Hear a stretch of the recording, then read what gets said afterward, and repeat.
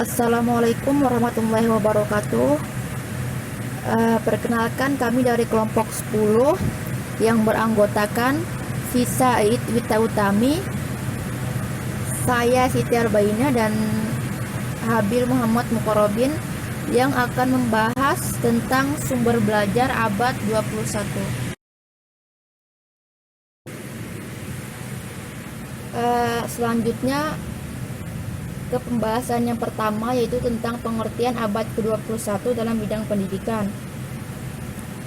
Pembelajaran abad ke-21 merupakan pembelajaran yang mengintegrasikan antara kemampuan, kecakapan, pengetahuan, keterampilan, dan juga sikap penguasaan terhadap teknologi.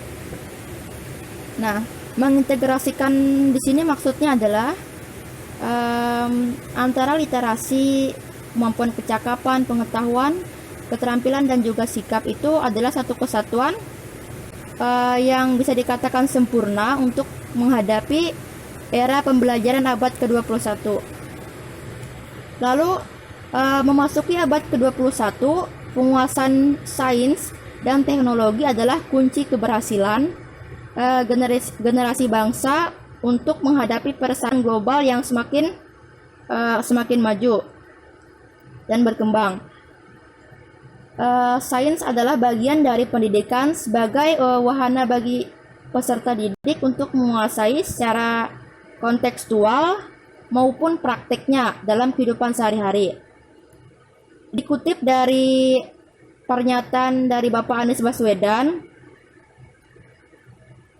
kemampuan itu terbagi menjadi 4, yaitu kemampuan berpikir kritis, komunikasi, kolaborasi, dan kreativitas.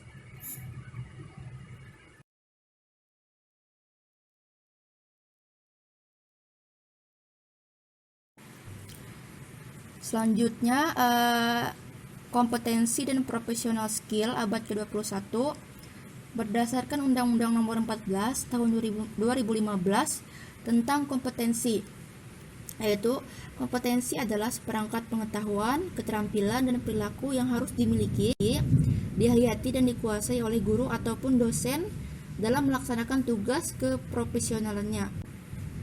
Dan berdasarkan Peraturan Pemerintah Nomor 74 Tahun 2008 tentang guru, dinyatakan bahwasanya kompetensi yang harus dimiliki oleh guru itu meliputi kompetensi pedagogik, yang artinya pemberian pemahaman yang baik kepada siswa. Yang selanjutnya, kompetensi kepribadian, bagaimana kemampuan personal seorang guru yang mencerminkan kepribadiannya yang dapat dicontoh oleh murid-muridnya nanti. Selanjutnya, kemampuan profesional berkenaan dengan penguasaan materi pelajaran yang diajarkannya. Yang terakhir, tentang kompetensi sosial, kemampuan pendidik sebagai komunikator yang baik di masyarakat. Di samping banyaknya kompetensi yang harus dimiliki oleh seorang tenaga pendidik atau guru, ada juga yang tidak kalah penting, yaitu tentang professional skill yang juga diperlukan untuk menunjang kegiatan pembelajaran setiap harinya. Selain kompetensi yang harus dimiliki seorang tenaga pendidik, peserta didik pun juga harus memiliki kemampuan paling tidak bermanfaat bagi mereka sendiri. Berdasarkan kondisi siswa abad 21 yang berada pada digital natif, maka pelaksanaan pembelajaran disesuaikan dengan zamannya. Jadi bukan hanya kompetensi guru yang harus dikedepankan, namun juga kemampuan siswanya harus sejalan dengan perkembangan teknologi. Assalamualaikum warahmatullahi wabarakatuh. Perkenalkan, nama saya Fisa Ait Wita Utami. Di sini saya ingin melanjutkan penjelasan bagian C, yaitu pengaruh teknologi informasi terhadap pendidikan. Moral tahun 2010 mengemukakan masalah utama dunia pada abad ke-21 di era global akan terkait dengan populasi, air, makanan, kesehatan, energi, lingkungan, konflik, perubahan iklim global, sustainability. Hampir semua permasalahan tersebut dapat dipecahkan oleh teknologi. Fakta menunjukkan bahwa dunia di mana kita hidup dengan sistem komunikasi global memerlukan kapasitas ilmu rekayasa yang baru. Kompetensi dan keterampilan profesional lebih jauh lagi adalah peningkatan teknologi dengan inovasi sebagai fondasi kritis untuk mengembangkan dan mempertahankan persaingan ilmu pengetahuan dan perekonomian. Oleh karena itu, tidak heran jika dampak positif dari perkembangan media informasi dan teknologi untuk anak usia 5 hingga 12 tahun dikatakan sebagai generasi multitasking. Adapun dampak positif dari perkembangan teknologi ini antara lain dapat menyelesaikan pekerjaan dengan semakin mudah dan cepat, dan juga dapat berkomunikasi dengan orang lain dengan fasilitas email, chat, sampai komunikasi secara langsung, sekalipun melalui internet atau yang sering disebut dengan video call. Selain dampak positif itu, pasti ada dampak negatifnya. Antara lain, yang pertama itu munculnya penipuan melalui telepon, SMS, dan internet. Yang keduanya mudahnya mengakses video porno. Sekian, wassalamualaikum warahmatullahi wabarakatuh. Assalamualaikum warahmatullahi wabarakatuh. Perkenalkan, nama saya Habil Muhammad Mukharrabin. Di sini saya akan menjelaskan bagian D, yaitu sumber belajar era 4.0.